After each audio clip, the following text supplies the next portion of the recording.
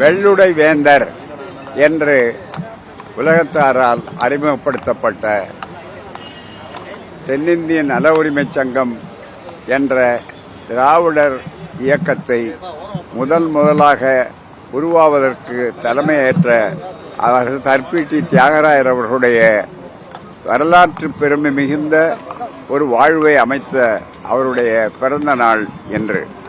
இந்த பிறந்த நாளில்தான் திராவிட மாடல் ஆட்சி இன்றைக்கு உலகம் போற்றக்கூடிய அளவிலே வந்திருக்கிறது என்றால் அதனுடைய அடித்தளம் எங்கே இருக்கிறது என்று சொன்னால் திராவிடர் ஆட்சியை அமைப்பதற்கு வழிகாட்டியவர்கள் பார்ப்பன அல்லாதார் இயக்கம் என்று தொடக்கப்பட்டு தென்னிந்திய நல உரிமைச் சங்கம் என்று பதிவு செய்யப்பட்டு ஜஸ்டிஸ் கட்சி என்று மக்களாலே அறிமுகப்படுத்தப்பட்ட ஒரு இயக்கத்தினுடைய முப்பெரும் தலைவர்களிலே அவர்தான் தலைமையேற்றவர் தர்பீட்டி தியாகராயர் அவர்கள்.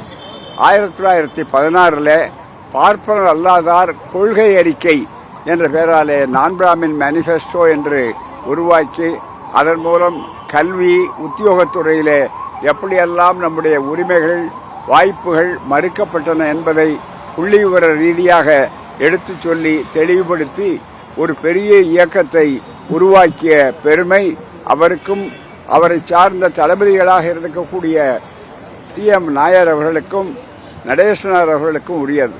அப்பேற்பட்டவர் போட்ட அந்த அடித்தளம்தான் அதற்கு அப்புறம் பல ஆண்டுகள் கழித்தும் கூட 17 ஆண்டுகள் அவர் ஆண்டவுடனே மற்றவர்கள் சொன்னார்கள் இந்த கட்சியை குழி தோண்டி புதைத்து விட்டோம் என்று. ஆனால் பேரறிஞர் அண்ணா அவர்கள் வந்தபோது தெளிவாக சொன்னார், இல்லை அதனுடைய பேரன்தான் நான் மீண்டும் ஆட்சி அமைத்திருக்கிறேன் என்று அவர்கள் 67 சொன்னார்கள். அதைத் தொடர்ந்து கலைஞர் அவர்கள் அந்த ஆட்சியினுடைய பெருமையை சாதனைகளை பெயர்த்தினார். அவருக்கு பிறகு அதை மேலும் திராவிட மாடல் ஆட்சியாக்கி இன்றைக்கு இந்தியாவை திரும்பி பார்க்கக்கூடிய ஒரு அற்புதமான ஒரு ஆட்சியை இன்றைய முதல்வர் ஸ்டாலின் அவர்கள் அளித்து வருகிறார்கள். எனவே ஒரு நீண்ட பாரம்பரியத்திற்கு அடித்தளமாக காரணமாக இருந்து அடிக்கட்டுமானத்தை உருவாக்கிய அந்த மாபெரும் தலைவருடைய பிறந்த நாளிலே மீண்டும் தமிழ் மண்ணிலே திராவிட மண்ணிலே பெரியார் அவர்கள் தந்தை பெரியார் அவர்கள் அதனை ஒருங்கிணைத்து ஜஸ்டிஸ் கட்சியும் சுயமரியாதை இயக்கமும் திராவிடர் கழகமாகி திராவிடர் கழகம் பிறகு இரட்டை குழல் துப்பாக்கியாக திராவிடர் கழகம் திராவிட முன்னேற்ற கழகம் என்று வளர்ந்த ஒரு அரசியல் சரித்திரத்தின் துவக்கத்திற்கு உரியவர்தான் இன்றைக்கு சிலையாக மட்டுமல்ல நமக்கு வழிகாட்டக்கூடிய சீலமாகவும் இருக்கக்கூடிய தர்பீட்டி தியாகராயர் அவர்கள்.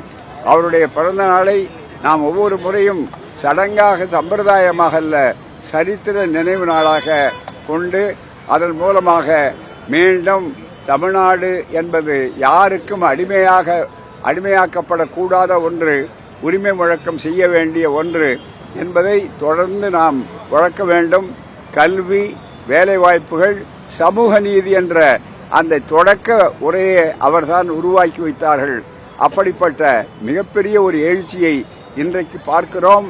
தேர்தல்கள் ஒரு களம் அவ்வளவுதானே தவிர மற்றபடி பண்பாட்டு புரட்சியை அவர்கள் தெளிவாக உருவாக்கினார்கள். அதை தொடர்வோம், சூளுரைப்போம், சுயமரியாதை உணர்வை பெறுவோம்.